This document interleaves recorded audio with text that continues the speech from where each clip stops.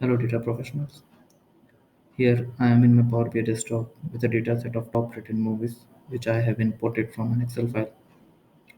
This movie list page has three visuals and the client or you can say the end user have a specific requirement that they want to see the movie ratings but they don't want to see the year of release but they want to drill through on top of movie rating with the year of release column.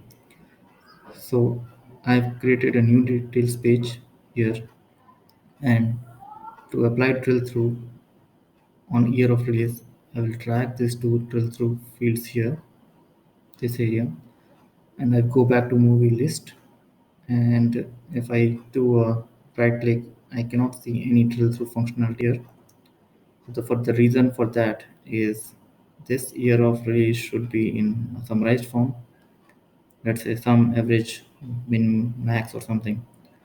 So for the moment, we take average of year. Now you can see that movie rating is in summarized form, and when you right click, it has a drill through functionality. But this average of year of release is of no use, and we want to hide this one. So there are two ways you can hide this. First is you go to the formatting. When you go to field formatting and select the average of year of release, then one thing you can do, you can change this to a white color font, and you can see there's no data here. But you can further format this lines, but when you hover over it you can see the values are there. So this is not a practical way to do a hide in this visual.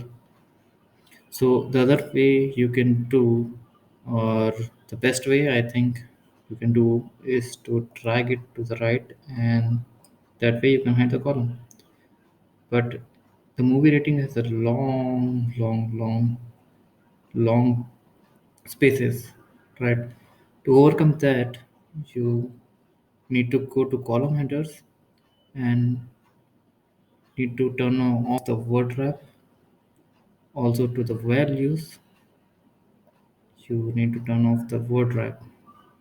And now it is hidden with the drill to functionality.